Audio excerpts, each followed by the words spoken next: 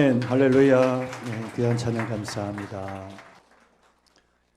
이 시간 하나님을 예배하는 우리 사랑하는 모든 성도님들 심령 위에 주의 평강과 은혜가 충만하시기를 간절히 축원합니다. 우리가 성경을 통해서 보게 되는 것은 노년의 야곱의 모습이 육체적으로는 기력이 많이 쇠약해졌지만 영적으로는 굉장히 깊어지고 충만해져 있는 모습을 볼 수 있습니다. 그는 영적인 눈은, 육신의 눈은 어두워졌지만 영적인 눈은 밝아졌습니다. 그의 아버지 이삭은 영적 눈이 어두워져서 그래서 장자권을 팥죽 한 그릇에 판 에서와 동생 야곱을 구분을 못했지만 야곱은 므낫세와 에브라임의 영적 그릇이 다름을 알고 그리고 팔을 어긋 맞춰서 그들의 맞는 예언과 축복을 하는 그 모습을 보면 야곱은 영적으로 굉장히 성령으로 충만해져 있었던 그런 모습을 볼 수가 있고, 그리고 아들들을 불러놓고 먼 훗날에 대한 예언을 하는 그 내용을 보면 그 얼마나 하나님의 성령에 충만해 있고 영적으로 하나님과 깊은 관계에 있었던가 하는 것을 알게 됩니다. 야곱의 축복은 단순히 모든 것이 잘 되기를 바라는 어떤 무속적인 축복이 아닙니다. 하나님 앞에서 무엇이 과연 진짜 축복이고 무엇이 진정한 하나님의 은혜이고 축복인가를 확인시켜주고, 그리고 너희도 이런 기준에 따라서 이런 삶을 살아가라고 하는 그런 도전의 내용입니다. 그래서 야곱이 자식들에게 축복하는 그 내용을 일반적인 세속적인 시각으로 보면 아니 이게 무슨 축복이야, 저주지, 이것은 저주지 축복일 수 없다 이렇게 느껴지는 그런 부분들까지 내용에 포함되어 있습니다. 자, 야곱은 모든 형제 아들들을 불러서 축복을 남기는데 그 내용 중에 보면 참 어떤 내용은 듣기에 참 민망한 내용들이 나와요. 아마 처음에 야곱의 가장 신망과 사랑을 가장 많이 받았던 아들은 첫째 아들 장자 르우벤이었던 것 같아요. 그래서 3절을 보면 르우벤이 얼마나 똑똑했는지 유능했는지를 짐작할 수가 있는데 그는 야곱의 맏아들로서 손색이 없는 그런 총기가 있고 탁월함이 있었어요. 그래서 오늘 성경에 보면 내 능력이요 기력이 시작이라 위풍이 월등하고 권능이 탁월하다 그랬어요. 아마 야곱이 하란 땅에서 도망자 생활을 할 때 이 총명한 아주 탁월한 이 르우벤은 굉장한 힘이 되고 기쁨이 됐을 거예요. 우리가 이 남편들이 아버지가 직장에서 스트레스 받고 시달리다가 집으로 딱 와서 문을 열었을 때 어린 아이가 막 귀여우거나 막 뒷등거리고 뛰어오면서 아빠하고 이러면 모든 피로가 한 번에 확 가시잖아요. 아마 야곱에게는 르우벤이 그런 존재였을 것 같아요. 누가 봐도 장자의 위품과 당당함이 있었고 탁월한 재능과 은사가 있어서 눈에 확 띄었던 그런 존재가 르우벤인데, 그런데 이 르우벤의 문제가 뭐냐? 오늘 성경에 보면 물의 끓음 같았은즉 너는 탁월하지 못하리라. 자, 세상적으로 보면 너는 탁월하지만 그러나 하나님은 너를 탁월하다 인정하지 않는다는 거죠. 왜 그러냐? 여기 물의 끓음 같다는 말은 이 르우벤의 기질과 성격이 끓는 냄비였다는 거예요. 끓는 냄비. 확 뒤집어 엎는 거예요. 그러니까 기껏 일을 해놓고도 확 뒤집어 엎어버리는, 망가뜨리는, 이런 실패하는 이런 존재. 엄청난 일을 해놓고도 자기 성질 못 이겨서 다 뒤집어 엎어버리는 이런 끓는 냄비 같은 사람이 바로 르우벤이었습니다. 네가 아버지의 침상에 올라 더럽혔음이로다 그가 내 침상에 올랐었도다. 자, 이 말은 뭐냐 하면 이 르우벤이 야곱의 아내 중에 자기 그러니까 어머니와 이렇게 간통하는 그런 통관하는 사건이, 이 수치스러운 사건이 있었어요. 아마 어떤 이유에서인지 모르겠지만 르우벤은 이 자기를 주체하지 못하는, 통제하지 못하는 기질이 있어서 그래서 충동을 못 이겨서 눈이 뒤집혀 가지고 이런 기가 막힌 일을 실수를 하고 이런 일을 저질렀을 가능성이 많아요. 그런데 그는 이 한 번의 실수로 모든 축복이 다 날아갑니다.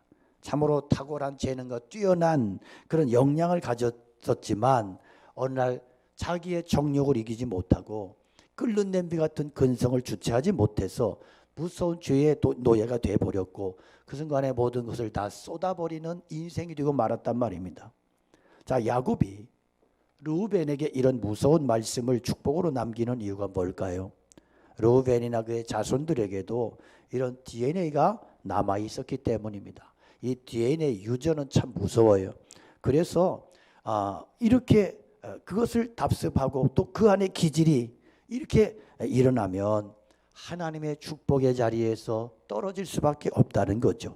그러니까 하나님의 축복을 끝까지 누리고 싶다면 정신 차려라. 고개 쳐들지 말고 성질 피지 말고 그렇게 기질대로 성질대로 그렇게 큰 소리 치지 말고 하나님의 백성된 이 자체만으로도 감사하고 이것만으로도 은혜로 알고 만족하며 살아라 하는 거예요. 그렇지 않고 그냥 막 영향력을 행사하려고 막 달려들고 막 그렇게 막 자기 존재감을 드러내겠다고 하다가는 하나님의 나라에서 팽당하게 된다. 교회 안에서 제일 골치 아픈 사람이 자기 기질대로 신앙생활 하려는 사람들이에요. 여러분, 신앙은 내 기질을 죽이는 거예요. 성격을 죽이는 거예요. 그런데 교회 안에서도 나 말이야, 나 이런 사람이야 이러면서 내가 그래도 예수 믿었으니까 이 정도인 줄 알고 감사해 이렇게 큰 소리 치는 이런 통제불능의 사람들이 교회 안에서는 문제가 되는 거예요. 그래서 우리가 기억할 것은 뭐냐면 신앙은 내 기질을 발휘하는 그런 것이 아니고 신앙은 내 기질을 성령 안에서 죽이는 거예요. 끊임없이 통제하고 죽이면서 하나님의 뜻을 따라가고 쫓아가는 그 과정이 신앙생활인 것입니다. 그래서 여러분 실제로 이스라엘 역사 속에서 보면 르우벤 지파에서는요 단 한 명의 지도자도 나오지 않습니다. 하나님께서 허락하지 않으신 거예요. 오늘 성경이 우리에게 도전해요. 르우벤은 장자로서 모든 것을 가진 자로 출발했지만 세상적으로는 탁월했는지 몰라도 하나님 앞에서는 그는 탁월할 수 없었다. 이것이 우리에게 주시는 말씀이에요. 우리의 착각이 뭔지 아세요? 우리는 늘 어떤 하나님께서 우리를 쓰실 때 탁월한 사람을 쓰신다는 착각을 해요. 그래서 우리가 어떻게 기도해요? 하나님 나를 위대하게 만들어 주시고 우리 가정을 탁월하게 해주시고 내 아들을 탁월하게 해주시고 우리 교회를 탁월하게 해주시옵소서 이렇게 기도해요. 그런데 하나님 뭐라고 말씀하세요? 나는 탁월한 자를 쓰지 않는다. 그럼 하나님 누구를 쓰실까요? 하나님은 깨끗한 자를 쓰시고 하나님은 정직한 영성을 가진 자를 쓰신다. 그러니까 우리가 기도가 바뀌어져야 되는 거예요. 오늘 우리가 내가 원하는 것이 남보다 잘나고 탁월해서 그래 내가 뛰어나서 남을 찍어 누르고 그래서 그것이 하나님의 영광이다. 이런 착각이 아니라 이런 오해에서 벗어나서 하나님이 우리에게 원하시는 것은 깨끗하고 진실하고 거룩한 그 능력, 그 신앙, 그 영성 이것을 하나님이 쓰신다는 거예요. 한국교회가 오늘날 많이 타락한 이유가 뭐예요? 너무 큰 것만을 너무 탁월한 것, 위대함에 이런 병에 걸려가지고 그런 것만 막 쫓아가다 보니까 덩치는 커졌는지 모르지만 그 속에 있는 하나님이 쓰시고자 하시는 거룩함이 내면이 정직한 영성이 다 상실해버려서 하나님께서 내가 너를 쓸래도 쓸 수가 없다고 탄식하시는 그런 현실이 되어버리지 않았는가 두렵습니다. 하나님은 오늘 말씀 속에서 그렇게 말씀하세요. 야, 하나님의 나라는 탁월한 자 내가 그렇게 쓰는 게 아니야. 세상적으로 탁월하지 못해도 좋다. 부족해 보여도 좋다. 그 마음이 네 마음이 하나님으로 성령으로 충만하고 하나님의 말씀이 그 안에 깃들고 심령이 깨끗하고 정직한 그런 심령으로 사람으로 변화받을 때 하나님께서는 그 사람 통해서 가정을 회복시키시고 그 사람 통해서 교회를 회복시키시고 하나님의 나라를 확장해 가신다는 이 사실을 이 진리를 붙잡고 사시기를 축복합니다. 축복합니다. 그래서 우리가 기도할 때 어떻게 기도해야 될까요? 탁월하게 위대하게 이러지 말고 하나님 나를 정결케 하시고 나에게 거룩한 능력을 부어주시옵소서. 내가 어떤 상황 속에서도 변질되지 않는 믿음, 깨끗한 믿음, 순결한 믿음 가지고, 순결한 믿음, 그 신부의 신앙 가지고 주님을 사랑하고 주님 앞에 서서 그렇게 주의 사명 따라 살게 하여 주시옵소서. 그렇게 기도할 수 있기를 원하고 우리의 신앙을 다시 한번 돌아볼 수 있는 귀한 축복이 있기를 축원합니다.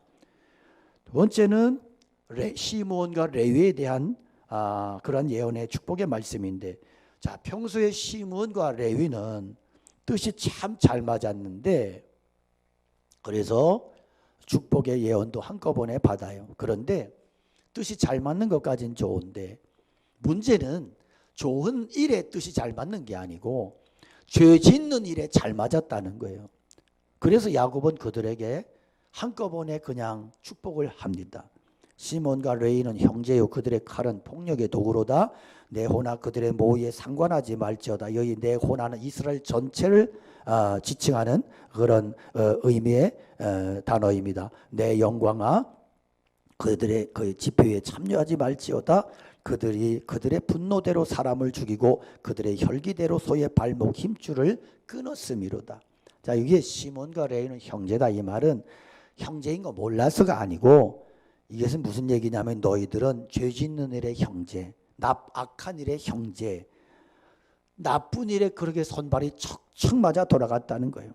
그래서 폭력을 휘두르고 사람을 죽이는 일에 이들이 너무너무 컴플레이가 너무너무 잘 돼가지고, 이 무슨 얘기냐 하면 이렇게 그들이 죄 짓는 일에 사람 죽이는 일에 형제가 돼서, 그래서 이렇게 하나님의 역사를 그르치고 하나님의 백성이 해서는 안 될 일들을 그들이 마구 일삼았다는 거예요. 여러분, 우리가 부부 생활도요, 부부도 성격이 좀 달라야 좋아요. 부부 사이에 너무 축이 잘 맞으면 어떤 일이 옳고 그른지 검증이 안 돼요. 그래서 부부싸움 할 때도 서로 이렇게 박자가 좀 안 맞는 게 좋아요. 한쪽은 처음부터 막 화가 나가지고 막 펄쩍펄쩍 뛰는데 한쪽에서는 저 인간 왜 저러나 그리고 소닥보듯이 있어요. 소닥보듯이 있다가 보니까 자꾸 나중에 슬슬 이게 부하가 올라와 가지고 가만히 있어봐, 네 아까 뭐라 했나 그랬더니 벌써 과일 깎아놓고 먹으면서 같이 먹을래? 이러고 있는 거야. 그런데 이런 부부가 사실은 잘 살아요. 근데 막 둘이 막 같이 죽이 맞아 돌아가다가 한 번에 부딪히면 막 모든 게 다 깨지고 박살나고, 이런 부부는 안 좋은 기라. 그래서 이렇게 둘이 다 똑같이 이렇게 부리면 죽을 때까지 싸움만 하다가 불사지르다가 죽는 거예요. 영적 침체에 빠질 때도 서로 어긋나게 빠지는 게 좋아요. 그래야 한쪽에 시험 당했을 때 그러는 거 아니야, 같이 가자고 교회 끌어내고, 이쪽에서 시험 당하니까 아이고 뭐 그렇게 신앙 좋은 것 같이 그러더니 안 그러네, 이제서 이 사람이 끌어주고, 이러면서 서로 이렇게 죽이 맞아야지. 그래야 서로가 잘 서로 조화를 이루고 잘 살아갈 수 있는 겁니다. 그런데 뭐 불길이 만났다면 뭐 어쩌겠어, 그렇게 잘 참고 신앙으로 살아야지 뭐. 그런데 시몬과 레위는 어떤 사람들이냐, 시몬이 야 우리 사람 한번 죽일까 그랬더니 벌써 레위는 나가서 칼 갈고 있는 거예요. 이러니까 이게 큰 사고를 치는 거라. 결과가 뭐냐, 죽이지 말아야 될 사람을 너무 많이 죽인 거예요. 그래서 여기에 이 배경은 세겜 땅에서 일어났던 시몬과 레위가 주축이 돼서 그 땅 사람을 다 죽였던, 살육했던 끔찍한 사건을 지금 그 배경으로 떠올리고 예언하고 있는 말씀이에요. 그러니까 아무리 화가 나도 하나님의 백성이라면 정신을 차려라, 정신줄 놓지 마라. 아무 일에나 화내고 아무 일에나 분노하고 아무 일에나 협잡하고 이러지 말고 자신의 정체성을 기억하고, 그래 내가 하나님의 백성인데 억울한 일을 당했을 때 그래 그래도 내가 그리스도인인데 내가 그래도 신앙을 가졌다면 이렇게 하면 안 되지. 그러면 내 자신을 통제하고 내 자신을 추스리고 그러면서 살아가야 된다. 할렐루야. 여기서 그들의 혈기대로 소의 발목 힘줄을 끊었음이로다. 여기에 대해서는 여러 해석이 있는데 본래 전쟁할 때는 상대방의 전력을 약화시키기 위해서 이렇게 말의 뒤 힘줄을 끊어요. 그러면 말은 뒷발의 힘줄을 끊어버리면 식물말이 되는 거야. 그런데 소는 끊을 일이 없어. 소는 착한 소를 왜 끊어? 그런데 시몬과 레위가 너무 흥분하고 기지를 주체를 못하고 분노를 주체 못해가지고 말 힘줄만 끄는 게 아니라 소 힘줄까지 다 끊어버렸다, 그런 말이에요. 분노로 날뛰다가 다 망쳐버리고 과도하게 그르치고 이렇게 죄를 더 저지르는, 악행을 더 저지르는 그런 행위를 해버렸다는 것입니다. 그래서 이들에 대해서 하나님의 축복이 뭐냐, 야곱을 통해서 주는 축복의 예언이 뭐냐 하면 그 노여움이 혹독하니 저주를 받을 것이요 분기가 맹렬하니 저주를 받을 것이라 내가 그들을 야곱 중에서 나누며 이스라엘 중에서 흩으리로다. 자, 겉으로 보면 축복이 아니라 저주 같아요. 그런데 이게 축복이야. 왜 축복이냐? 이 시몬과 레위는 같이 있으면 늘 사고를 쳐. 같이 있으면 사람을 죽이고, 같이 있으면 다른 형제까지 끌어들여서 악행을 저지르게 만들고, 그래서 이런 존재는 흩어지는 게 축복이야. 흩어져서 찌그러지고 그런 게 축복인 거예요. 우리가 신앙생활 하면서 어떤 경우는 우리 그런 찬송 있잖아요. 낭패와 실망당한 뒤에 예수께로 나옵니다. 야, 여기서 낭패와 실망당했어. 그래서 예수님께 나왔어. 그럼 낭패와 실망당한 게 축복이에요, 저주예요? 축복이에요. 그런 얘기예요. 그러니까 지금 시몬과 레위는 흩어지는 것이, 약해지고 나누어지는 것이 이들에겐 축복이야. 그래서 분노심이 많은 사람이 막 이렇게 막 분노가 막 이런 게 많은, 주체 못한 사람이 리더가 되면요, 공동체가 소란해집니다. 그래서 분노심이 많은 사람들이 항상 들고 나오는 게 정의감이에요. 나는 그런 거 못 참아. 나는 불의를 못 참아. 사실은 불의를 못 참는 게 아니고 뭘 못 참는 거야? 지 성질을 못 참는 거예요. 그래서 사실 정의감을 막 얘기하지만 사실 정의감이라고 하는 것도 자신 안에 있는 분노와 열등감을 합리화시키고 정당화시키는 경우가 대부분입니다. 제가 82학번이에요. 이 82학번은 데모의 아주 가장 절정이야. 그래서 데모 학번이에요. 그래서 우리는 공부를 안 하고도 졸업을 했습니다. 부럽죠? 맨날 체류탄 가스에 여기에 저하고 연배가 비슷한 우리 장로님들, 집사님들 보면 다 공감을 하실 거예요. 그런데 이렇게 보면 막 정의 막 이러는 사람들 제 주변에 있었는데 제가 그 사람들 통해서 느낀 게 뭐냐면 이 사람들은 너무 분노가 많아. 그래서 정의를 이야기하는데 사실은 정의롭게 살지를 않는 거예요. 막 그래 정의를 그러는데, 그런데 같이 밥 먹으러 가더니 뭐 하면 이놈들은 절대로 밥값을 안 내더라고. 그래서 아무렇지도 않게 불의를 행하면서 막상 그 앞에서는 굉장히 정의를 저질. 그래서 보니까 상처들이 많아. 물론 다 그런 건 아니에요. 그러니까 자기의 분노를 주체하지 못하니까 분노를 푸는 방법일 수도 있겠구나, 그런 생각을 했어요. 그래서 하나님의 시몬 지파를 다 부서지게 만들어. 그래서 이들이 나중에는 유다 지파에 편입이 됩니다. 가나안 땅에 들어갈 때 인구조사했는데 시몬 지파가 제일 미약해지고 다른 지파 다 번성했는데 시몬 지파는 숫자가 줄어들어요. 무엇 때문인지는 원인을 몰라. 하나님께서 그렇게 하셨다. 그다음에 레위 지파는 다 흩어져서 뭐 했어요? 제사장이 사역을 하고 성전의 수종 들고 다 흩어져서 그런 일을 섬기게 만들어서, 그러니까 이게 축복인 거예요. 레위 지파가 축복인 거예요. 하나님께서 그렇게 이끌어 가시고 그렇게 만들어 주셨다. 그래서 우리가 하나님 앞에서 교회가 살 수 있는 길도 그래요. 자꾸 우리들끼리 모이고 우리들끼리 잘 먹고 잘 사자 이러면 썩게 돼 있는 거예요. 흐트러져야 돼. 흐트러지고 주님의 교회가 흐트러지지 않으면 썩어요. 그래서 자꾸 흘려보내고, 주님께서 너희는 세상의 소금이다 그랬지, 너희는 교회 안에 소금덩어리다 그러지 않으셨잖아. 그럼 우리는 세상 속에서 소금 돼야 되는데 오늘날의 교회가 세상 속에서 소금으로 사는 삶에는 관심이 없고 그저 교회 안에서 소금 덩어리로만 남으려고 하니까 썩어지고 자기들끼리 싸움하고 교회가 분란이 일어나지 않느냐는 거예요. 교회가 스스로 밖으로 나가지 않으면 하나님이 흩으세요. 이게 예루살렘 초대교회의 역사 아닙니까?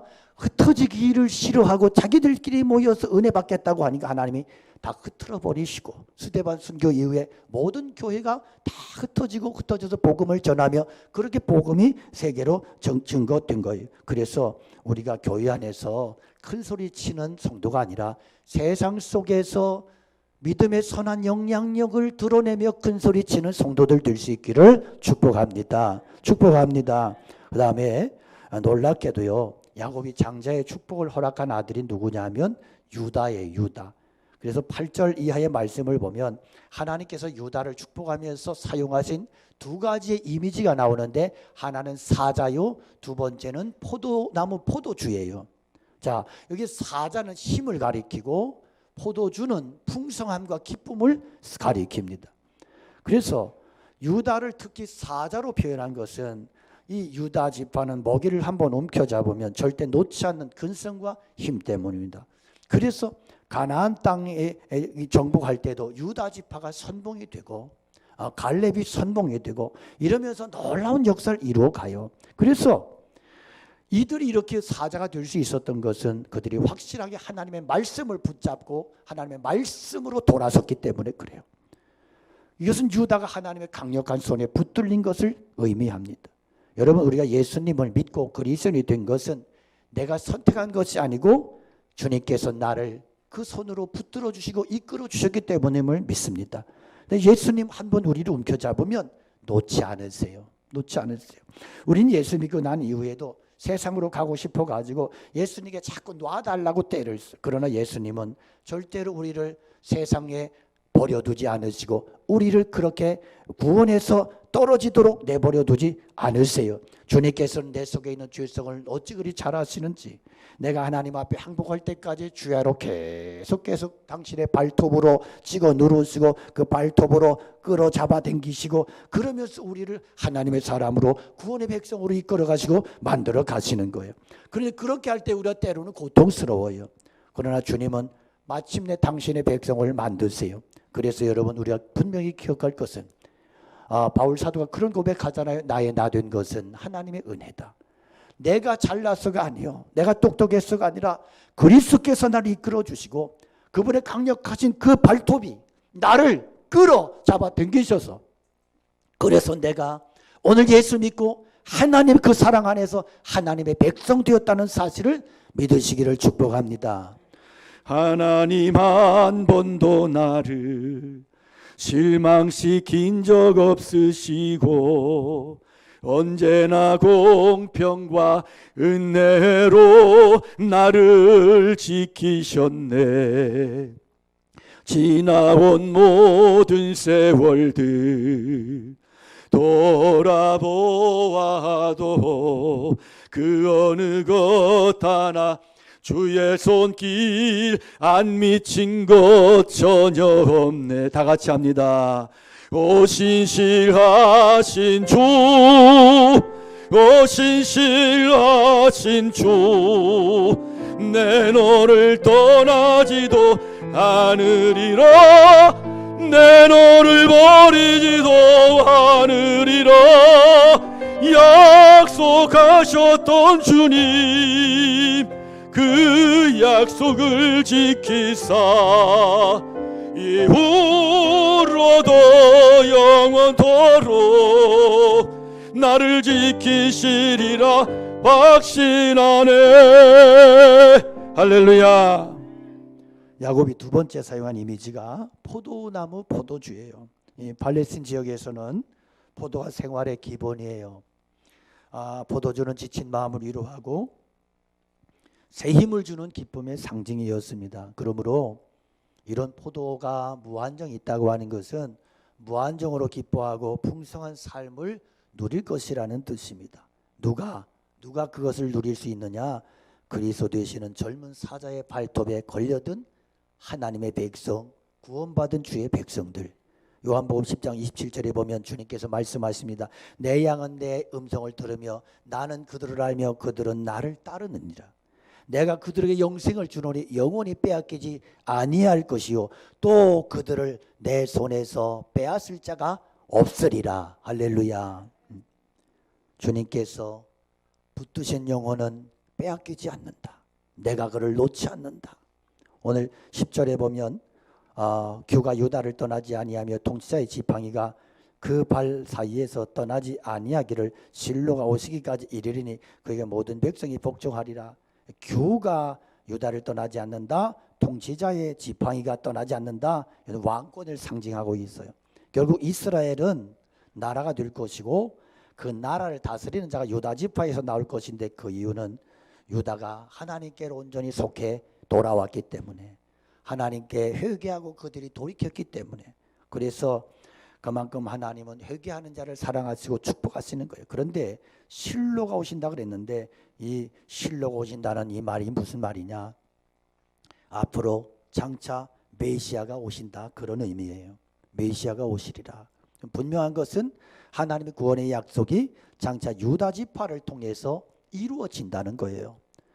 주님께서는, 그리스도께서는 유다 지파를 통해서 왕의 자격으로 오셔서 그 백성들을 강한 힘으로 붙잡아 주시고 그들에게 풍성한 은혜를 부어 주실 것이에요. 사자의 축복으로, 포도주의 은혜와 축복으로 그렇게 허락해 역사하실 것입니다. 이것이 야곱의 축복의 절정이에요. 실로가 오시리라, 메시아가 오시리라. 장차 하나님은 유다 지파 통해서 이 구원의 역사를 이루실 거예요. 그래서 유다 지파는 이 소망이 있었기 때문에 끝까지 살아남고, 유다 지파는 이 소망 때문에 망할 수 없었던 거예요. 여러분, 오늘 우리가 무엇을 기다리며 살고 무엇 때문에 우리가 오늘을 살고 있습니까? 내가 지금 이 상태에서 인생을 끝내면 안 되는 그 이유가 무엇입니까? 아무리 힘들어도, 아무리 절망스럽고 고통스러워도 내가 이 땅을 살아야 되고, 내가 이 땅을 살아내야 되고, 내가 죽고 싶어도 죽을 수 없는 그 이유가 어디에 있느냐? 이 모든 질문의 대답은 오직 예수 그리스도께 있습니다. 실로가 오셔야 됩니다. 예수 그리스도가 임하셔야 됩니다. 모든 인간들이 제기하는 모든 문제는 예수님이 오셔야, 그리스도가 쳐들어오셔야 그 모든 해답이, 그 모든 해결이 될 수 있는 그러한 문제들인 것입니다. 여러분, 그리스도가 주인 되지 못하는 공부 의미가 없어요. 예수님이 주인 되지 못하는 인생살이, 사업, 모든 삶은 소용이 없어요. 별 의미가 없어요. 그래서 그 속에서 우울해지는 거예요. 내가 왜 살아야 되지? 내가 사는 이유가 뭐지? 내가 저 인간 때문에 살아야 되나? 끝없는 갈증과 실망과 우울증이 있을 뿐이요. 우리는 그리스도를 더욱더 내 삶의 주인으로 초청하셔야 돼요. 그분이 나를 더 강한 손으로 붙잡으시도록, 그분의 이 손에 붙들려 나의 인생이 승리할 수 있도록 그렇게 그분을 초청하고 끊임없이 주님의 은혜를 사모할 수 있기를 축복합니다. 그럴 때만이 우리는 방황하지 않는 승리를 누릴 것입니다. 여러분, 더 이상 주님을 피하지 마십시오. 마지막까지 주님께로 달려가는 인생이 되시기를 축복합니다. 호세아서에 보면 하나님께서 그렇게 말씀하세요. 내가 저희를 부를수록 저희는 점점 더 멀리 갔도다. 여러분, 주님께서 부르시는 그 음성 듣고 주님께로 달려가는 인생이 되시기를 축복합니다. 어린아이들 키우다 보면 어린아이들 혼내잖아요. 요즘 아이들은 워낙 상전이라 참 이게 참 사회적인 문제가 되지만, 옛날에는 막 이렇게 애들이 막 하고 이렇게 말썽 피고 이러면 엉덩이를 때렸어요. 이놈아, 그러면 안 되지? 왜 그랬어? 그러면 엄마의 사랑을 확신하는 아들은 어떻게 해요? 엄마 때리지 마! 막 이렇게 달려들어요. 엄마의 사랑을 못 믿겠어. 걔는 도망치는 거야. 여러분, 우리의 신앙이 어떤 신앙이 정말 좋은 신앙인지 아세요?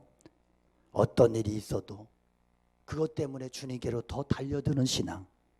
그래서 그 풍랑으로 인하여 더 빨리 갑니다. 할렐루야. 그 신앙이 우리에게 확고할 때 하나님께서는 우리에게 사자의 은혜, 포도주의 은혜로 역사하여 주신다는 말씀입니다. 그리스도께 붙잡히는 것이 축복이에요. 그동안 여러 이리저리 도망치고 뺀질뺀질거렸던 그런 신앙인들, 주님의 발톱에 붙들리는 은혜가 있기를 축복합니다. 이것이 바울 사도가 고백했던 바로 그 축복인 것입니다. 여러분, 오늘 무엇 때문에 살아야 됩니까? 그리스도께서 내 삶의 주인 되기 위해서, 그리스도의 손에 붙잡혀서 영생의 그 은혜와 가치를 누리는 인생 살기 위해서입니다. 그분이 약속하신 풍성한 삶을 날마다 맛보기 위해서입니다. 이 시간 우리가 젊고 강한 사자 되시는 예수 그리스도의 강력한 손에 발톱에 걸려 들어서, 그래서 내 욕심대로 사는 인생이 아니라, 내 기질대로 분노를 쫓아 사는 인생이 아니라, 성령님의 강하신 능력과 풍성한 그러한 은혜 안에서 그렇게 믿음으로 살아가는 거룩한 하나님의 종들 다 되시기를 주님의 이름으로 축원합니다. 축원합니다. 할렐루야. 우리 함께 찬양 올려드리겠습니다.